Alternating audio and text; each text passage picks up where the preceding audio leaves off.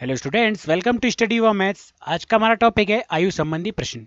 आज हमने वही क्वेश्चन लिए हैं जो एसएससी जीडी के परीक्षाओं में पूछे गए थे। तो चलिए शुरू करते हैं हमारे पहले क्वेश्चन से। पर उससे पहले अगर आपने अभी तक हमारे चैनल को सब्सक्राइब नहीं किया है तो चैनल को सब्सक्राइब कीजिए और वीडियो को लाइक कीजिए। बढ़ते हैं हमारे पहले क्वेश्चन की तरफ। हमारा पहला क्वेश्चन है, ए और बी की वर्तमान आयु के बीच का अनुपात 4:5 है। 10 वर्षों के बाद उनकी आयु के बीच का अनुपात 5:6 हो जाता है। तो उनकी वर्तमान आयु के बीच का अंतर ज्ञात कीजिए। तो यहाँ पर ए और बी की वर्तमान आयु का हमें अनुपात दिया हुआ है। कितना दिया है? 4:5। एवं यहाँ पर 10 वर्षों के बाद उनकी आयु के बीच का अनुपात कितना हो जाएगा? तो 5:6 हो जाएगा। तो आइए इसे देखते हैं कि कैसे सॉल्व हम कर सकते हैं। तो सबसे पहले हमें यहाँ पर आयु नहीं दी है, उनका अनुपात दिया है। तो आयु को हम क्या मान लेंगे दोस्तों? आयु को हमें यहाँ पर इनकी वर्तमान आयु तो नहीं पता है, इसलिए हम उन्हें x मान लेते हैं। इनकी आयु को हमने x मान लिया है। और हम क्या करेंगे कि इनके वर्तमान आयु का जो हमें अनुपात दिया है उसको हम यहाँ पर इसमें बटे में लिख लेते हैं। तो 4/5। अब इसके पश्चात हमने उनकी वर्तमान आयु क्या माना है? x माना है। तो उसकी वर्तमान आयु कितनी हो जाएगी? अब 4x और 5x। अब ठीक इसी प्रकार हमसे क्या कहा गया है कि 10 वर्षों के पश्चात, तो हमें क्या करना है कि इसमें +10 कर देना है। तो चलिए दोनों में इसमें +10 हम कर देते हैं। इसके पश्चात 10 और वर्षों पश्चात उसकी आयु का अनुपात कितना हो रहा है? तो 5/6 हो जा रहा है। तो यहाँ पर हम 5/6 लिख लेते हैं।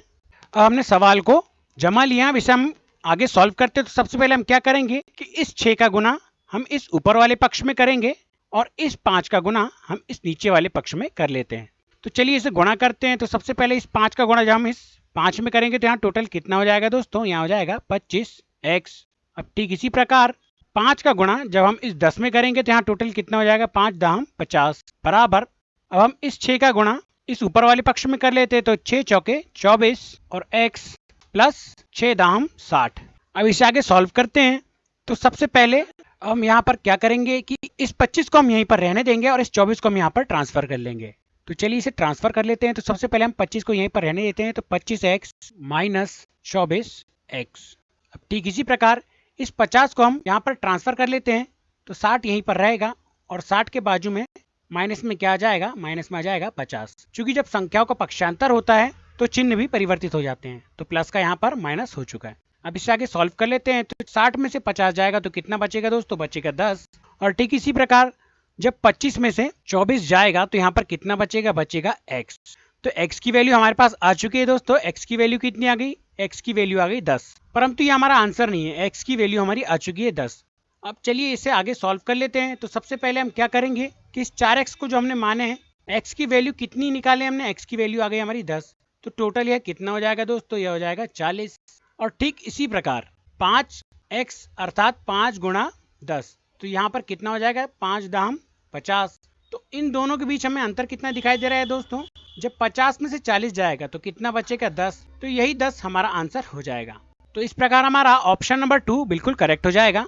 वर्तमान आयु के बीच का अंतर कितना हो जाएगा? तो 10 वर्ष यहाँ पर आंसर हो जाएगा। क्वेश्चन नंबर 2, 1 वर्ष पूर्व ए और बी की आयु का अनुपात 4:3 था।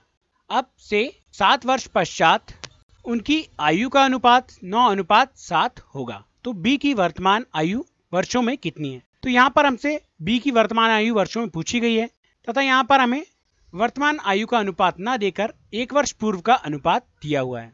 तो यहाँ पर हमें अगले वाक्य में कहा गया कि अब से 7 वर्ष पश्चात उनकी आयु का अनुपात कितना हो जाएगा? 9:7 हो जाएगा। तो 1 वर्ष पूर्व और 7 वर्ष पश्चात इन दोनों को हमें टोटल कर लेना है। तो यह टोटल कितने वर्ष हो जाएंगे? यह हो जाएंगे 8 वर्ष।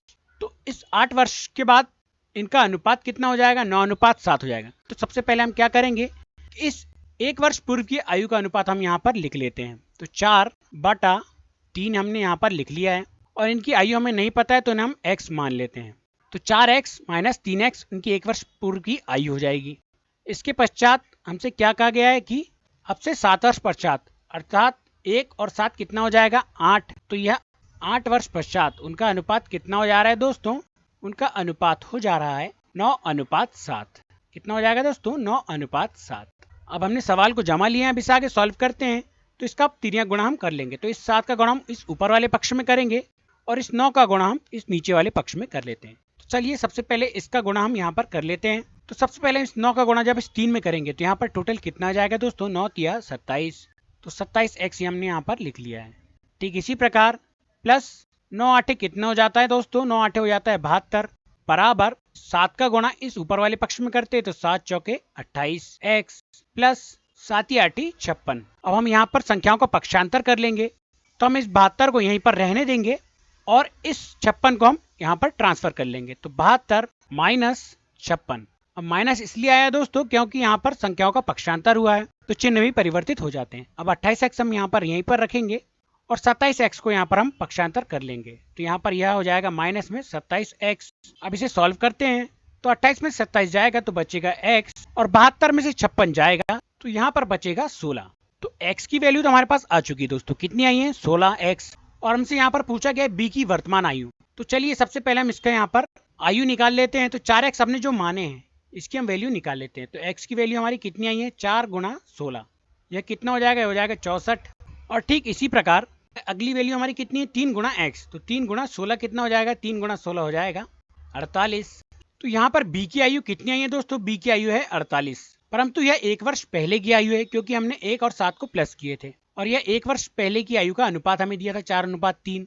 तो हमें यहाँ पर 1 वर्ष बाद की आयु इसकी बताना है, अर्थात वर्तमान आयु 1 वर्ष बाद कितनी होगी क्योंकि यह 1 वर्ष पहले की आयु थी।